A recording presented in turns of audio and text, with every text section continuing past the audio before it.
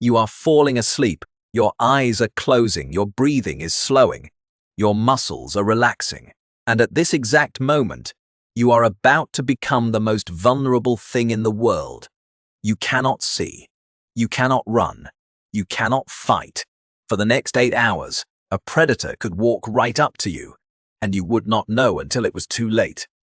Every animal on Earth faces this problem. Sleep is a nightly surrender of control, and the way a species solves the sleeping problem shapes its whole life. Where it lives, who it lives with, how it spends its nights, and how its brain works, all depend on how it answers one question. How do I sleep without getting eaten?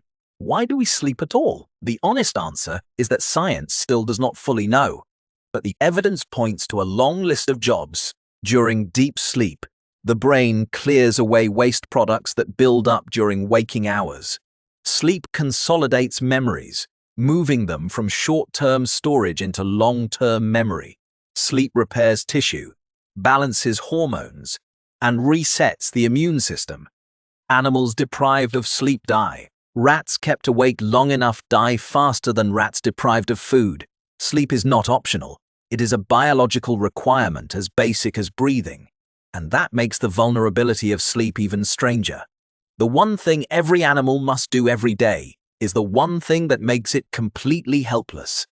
Modern humans answer that question with bedrooms, locks, and mattresses. But for almost all of human history, the answer was far more creative. Our ancestors slept in trees. They built fresh nests out of grass every night. They slept on beds of medicinal herbs that repelled insects. They slept around fires that kept predators away and made the darkness a place for stories. And the way they solved the sleeping problem changed the course of human evolution. Let me take you back to the very first bedroom. It was not a room. It was a tree. Our primate ancestors evolved in the trees, and they slept there. This is not a guess. Every modern great ape still does it. Chimpanzees, bonobos, gorillas, and orangutans all build sleeping nests, and they build a new one every single night. The primatologist Jane Goodall watched chimpanzees in Gombe, Tanzania, bend branches together, weave leaves and shape a platform at the top of a tree, a mattress of vegetation high above the ground. They do this before sunset every night for their entire lives. Why a new nest every night? Why not reuse a good one? The answer is parasites and predators. A used nest accumulates insects, mites, and smells that attract danger. Building fresh every night, from scratch, keeps the sleeping spot clean and unpredictable. A predator that watched a chimp sleep in one tree last night has no idea where it will sleep tonight. The nightly nest is not laziness. It is a survival strategy. Gottfried Hohmann and his colleagues at the Max Planck Institute studied nest building in bonobos and chimpanzees in detail, and they found something interesting. The apes are not just bending branches randomly. They choose specific tree species, specific heights, and specific positions. They build with a plan. Some species build ground nests, some build tree nests, and the choice depends on the predator risk in that environment.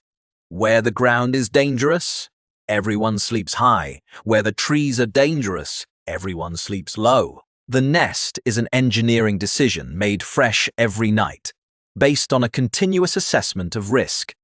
Our ancestors inherited this behavior.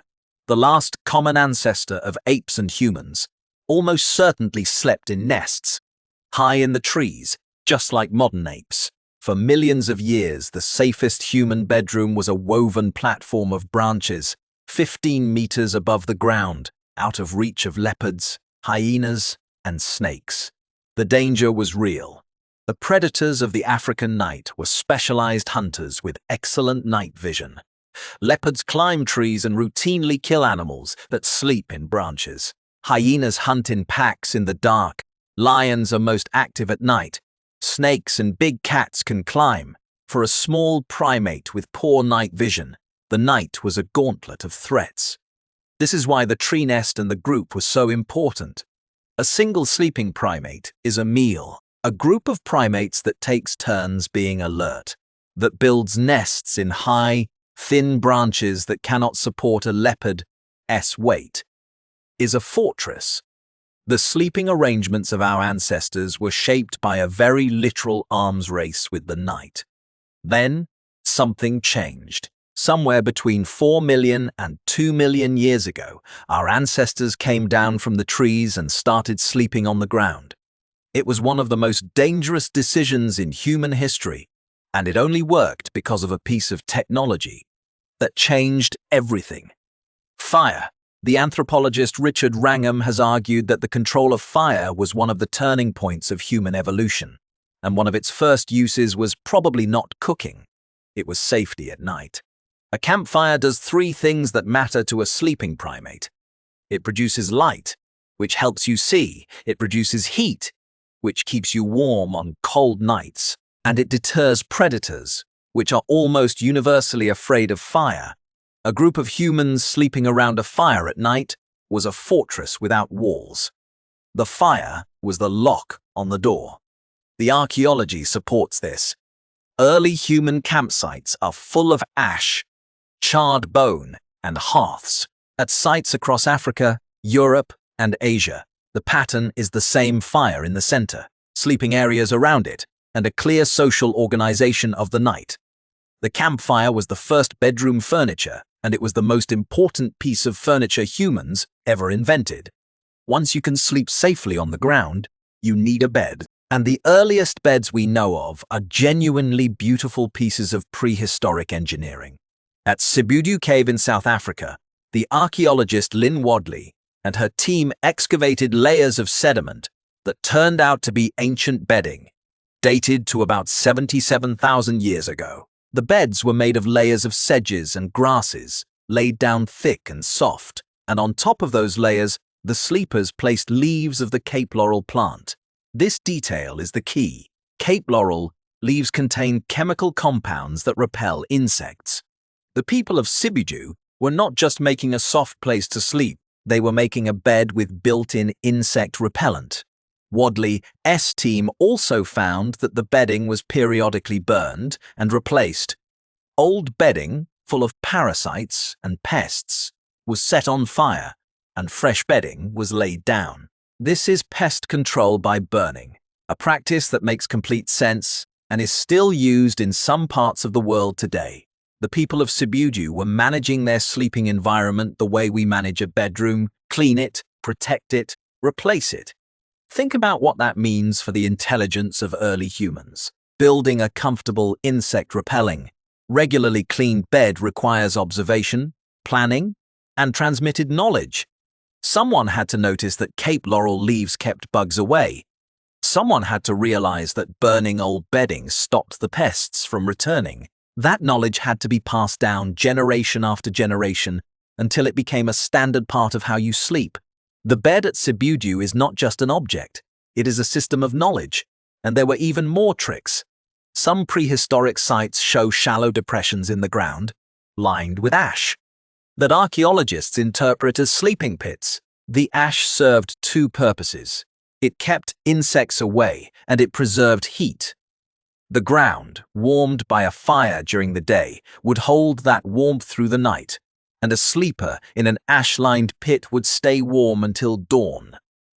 It is the principle of a modern hot water bottle, implemented with a hole in the ground and a fire. Sleeping on the ground also changed the body. There is a quiet piece of anatomy that hints at this history. When you sleep, you probably sleep on your side. Side sleeping is the most common human sleep position, and it happens to be the safest one for a ground-dwelling primate. It keeps the airway open, protects the body's core, and leaves the limbs free to push off and run. Compare that with how most tree-dwelling primates sleep, curled up in a ball in a nest, gripping branches. The shift from curled tree sleep to stretched side sleep is written into the way we rest, a fossilized posture from the moment we came down to the ground. For warmth, early humans made the first blankets. Hides and furs from hunted animals did more than provide clothing. They were the original duvets. An animal's skin holds body heat far better than a pile of grass, and a sleeper wrapped in a hide could survive a night that would kill an uncovered sleeper. Some archaeologists believe that the invention of warm sleeping gear, hides and fur piled in the sleeping area was one of the quiet factors that allowed humans to spread out of Africa and survive the Ice Age winters. The bed of grass kept you off the cold ground. The hide kept the heat in. Together, they were a portable bedroom that traveled with the group. Children slept differently too. In every foraging society that anthropologists have studied, infants and young children sleep with their mothers, in contact with another body. This is not just a cultural preference. Human infants are born helpless, and they cannot regulate their own temperature well. A sleeping infant needs warmth, protection, and the ability to nurse during the night. Co-sleeping is the ancestral norm, and it is only in the last few centuries in wealthy societies that separate sleeping rooms for infants became common.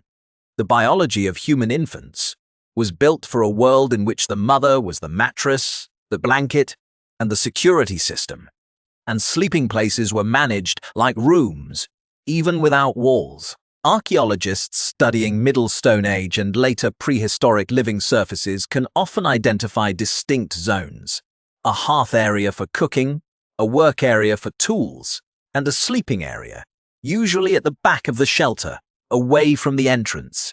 The organization of the camp into functional zones is one of the oldest examples of interior design. The sleeping area was deliberately placed, deliberately cleaned, and deliberately protected. The concept of a bedroom as a separate safe space for sleep is not a modern invention. It is as old as the camp itself. Now, let me show you what sleeping on the ground in a group changed. The night stopped being silent. Polly Wiesner, an anthropologist at the Max Planck Institute, spent years recording the conversations of Juho-Hansi hunter-gatherers in the Kalahari Desert, and she made a discovery about the role of firelight. In 2014, she published a study showing that daytime conversation among the Juho-Hansi is mostly practical. People talk about food, hunting, weather, and daily tasks. But at night, around the fire, the conversation changes. The majority of fireside talk is stories, songs, and social discussions. The firelight turns the night into a theater of culture. This is a striking observation about what the campfire meant for early humans. The fire did not just keep them warm and safe. It created a lit, social space after dark, a space where the day's events could be retold, where knowledge could be shared, where myths could be sung. The campfire was the first screen. It was where human culture was performed, night after night, for hundreds of thousands of years. The stories told around those fires are one of the reasons we have language, art, and religion. Before the fire, the night was a wall. After the fire, the night was a stage. That single shift, made possible by one technology, is one of the great turning points of being human. The group itself was part of the sleeping technology. Humans are social sleepers. A sleeping group shares warmth on cold nights, which matters when you have no blankets. A sleeping group provides early warning because someone is always half awake, and a sleeping group signals safety to the brain. In studies of modern humans, people who sleep near a partner or family show lower stress markers and better sleep quality. Our bodies were built to sleep in a pile of warm, trusted people, and modern solo sleeping in a separate room is, in evolutionary terms, a very recent experiment. There is even evidence that prehistoric groups managed the night with something like shifts. Ethnographic accounts of forager camps describe occasional night watches, people who sit by the fire while others sleep, listening for danger. The division of the night into sleep and watch is a form of social defense that no individual sleeper could manage alone. The campfire, the group, and the shared vigilance turned the most dangerous hours of the day into the safest ones. The way we slept also changed our brains. David Sampson, an evolutionary anthropologist at the University of Toronto, Mississauga, and his colleague Charles Nunn have studied the evolution of human sleep, and they found a striking pattern.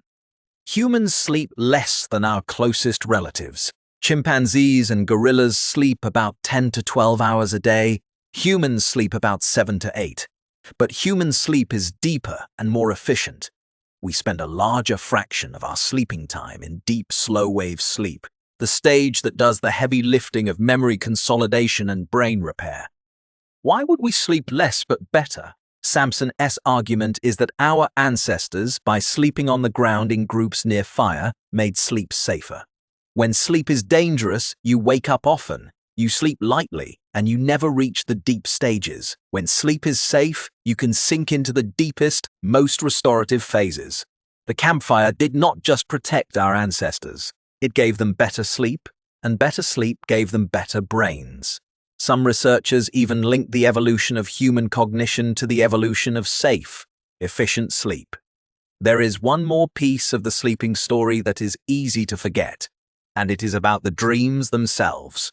A modern human dreams every night, mostly during the REM phase. Anthropologists and neuroscientists have debated what dreams were for in our ancestral past. Some argue that REM sleep evolved, in part, as a kind of threat simulation.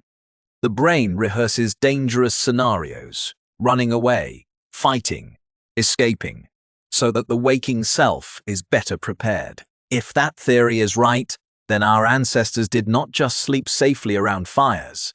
They spent their nights running mental simulations of the dangers they faced by day. The nightmare is an evolutionary gift. It is practice for survival. Sleep also did something that the group needed. It turned the day's experience into the group's memory. During deep sleep, the brain replays and consolidates what happened during the day, and during REM sleep, it weaves those pieces into new patterns.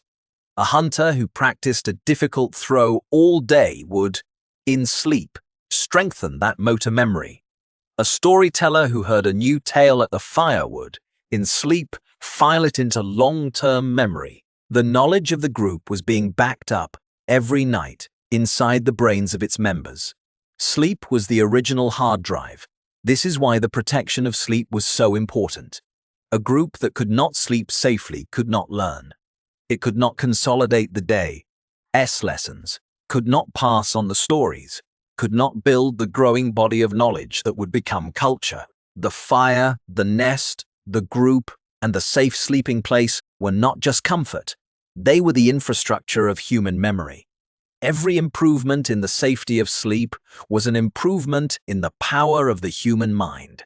The invention of the bed changed everything, and it happened much later than you might think. The first raised beds with frames and mattresses appear in the archaeological record only a few thousand years ago, in the early civilizations of Egypt and Mesopotamia. For millions of years before that, a bed meant a nest of grass, a layer of leaves, or a shallow pit in the dirt. The modern mattress is a recent luxury, an invention of the last 1% of human history.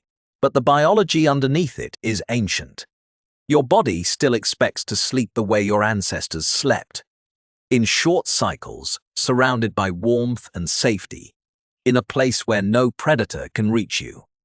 Here is the strange part. Despite inventing the perfect bed, modern humans sleep worse than our ancestors did. Insomnia is everywhere. Sleep doctors are busy. We have pillows, mattresses, and climate control. And we still cannot sleep as well as a person on a grass mat in a cave, because the thing that matters most for sleep is not comfort. It is safety. Your body cannot sleep deeply if your brain thinks there is danger nearby. All the luxury bedding in the world will not help if your mind is running threat simulations all night. Part of the modern sleep crisis is about light. For millions of years, the only light at night was firelight and moonlight. The human circadian clock, the internal timer that regulates sleep, is tuned to the rhythm of the sun. When the sun goes down, the brain releases melatonin and the body prepares for sleep. Electric light broke that rhythm. Screens, streetlights, and 24-hour schedules keep the brain in daytime mode far past sunset, and the result is a species-wide experiment in sleep deprivation. Our ancestors fell asleep when the fire died down and woke with the sun. We go to bed whenever the show ends. The clock inside you is still an ancient clock, set to a world without electricity. The temperature of sleep mattered too. The human body drops its core temperature at night, as part of the sleep cycle, and it sleeps best in a cool environment. Our ancestors managed this by sleeping in places that captured warmth without overheating near the fire, under hides, in pits lined with ash, or in shelters that faced the morning sun. Every choice, the location of the camp, the direction the shelter faced, the thickness of the bedding, was a decision about temperature. The modern thermostat is a recent substitute for a skill that used to be a matter of life and death. The ancient recipe for good sleep is embarrassingly simple. Be warm. Be safe. Be with people you trust. Sleep in a place where nothing can sneak up on you. That is the entire secret, and it has not changed in 700,000 years. So the next time you lie down at night, think about what you are actually doing. You are not just resting. You are re-entering the most ancient ritual of your species. The same ritual your ancestors performed in trees, in nests, on beds of medicinal leaves, around fires that kept the dark at bay. You are surrendering control exactly as they did, trusting that the world will still be there in the morning. Your bed is a few thousand years old. The sleep inside it is 100 million years old. And the fire is still in your head. Sleep well. You are doing something ancient.